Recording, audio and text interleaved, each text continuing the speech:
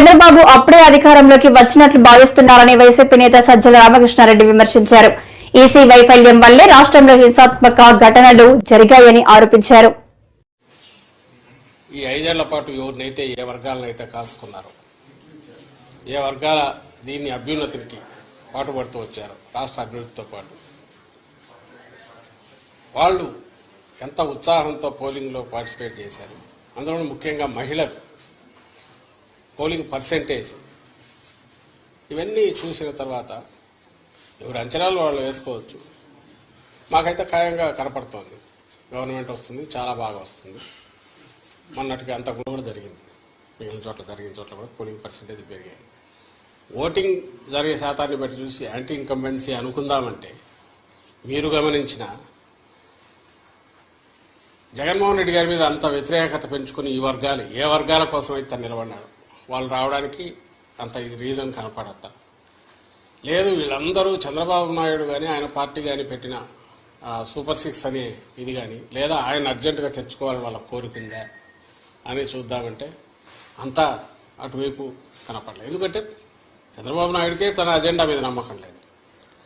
ఆయన సూపర్ 6 గురించి కూడా ప్రచారం చేసుకోవాలి.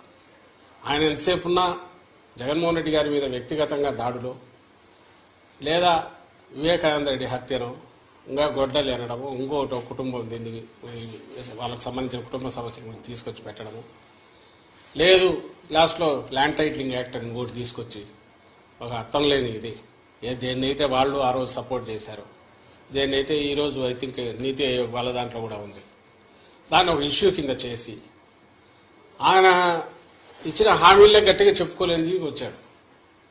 ఎందుకంటే ఆయనకే నమ్మకం లేదు. ఇంతకుముందు కూడా చెప్పాం, అది హామీలను అమలు చేస్తాడే నమ్మకం జనానికి లేదని, ప్రజలకు లేదని.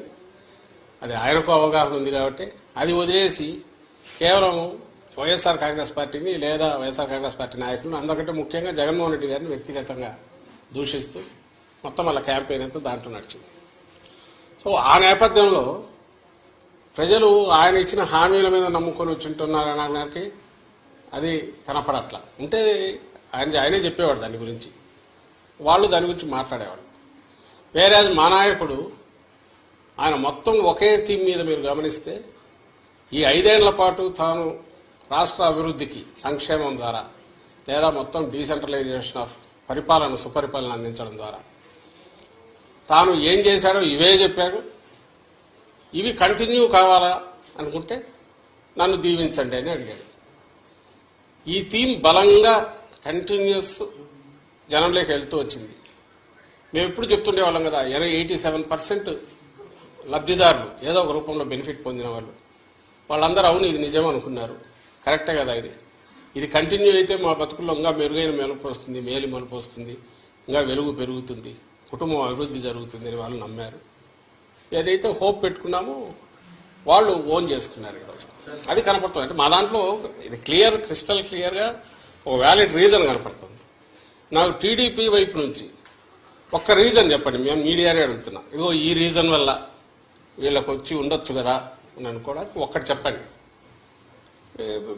అప్పుడు ఇదే వస్తుంది. అయినా సరే వాళ్ళు బింకంగా ఏదన్నా అనుకుంటే ఆయన చంద్రబాబు నాయుడు గారిని చూస్తే మీకే తెలుస్తుంది.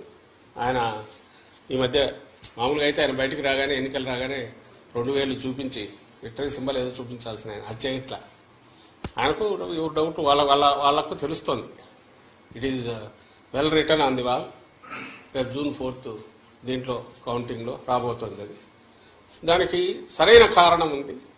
ఓ సీరియస్ పాలిటిక్స్ చేసే లీడర్కు జనం అభిమానిస్తారు, ఆదరిస్తారు, హక్కున చేర్చుకుంటారనే నమ్మకం ఈ ఎన్నికల్లో కలుగుతుందని మేము భావిస్తాం. సార్, మీరు మొదటి నుంచి చెప్తున్నట్టే పల్నాడు జిల్లాలో కావచ్చు, లేదా రాయలసీమ జిల్లాలో కొన్ని ప్రాంతాల అల్లర్ల పైన కేంద్ర ఎన్నికల సంఘం సీరియస్ అయింది. మీరు మొదటి పోలీసులు పాత్ర ఇందులో ఉందంటే క్లియర్గా చెప్తున్నారు. కేంద్ర ఎన్నికల సంఘం వారి పైన కూడా వెయిట్ వేసిందని ఎట్లా చూస్తారు? సార్, దానికంటే ఇప్పుడు పురంధేశ్వరి గారు కూడా కొంతమంది అధికారులు మార్చుకున్నారు. ఎక్కడైతే అధికారులు మార్చిన దగ్గర ఇటువంటి ఘటనలన్నీ కూడా దాన్ని ఎలా చూస్తారు?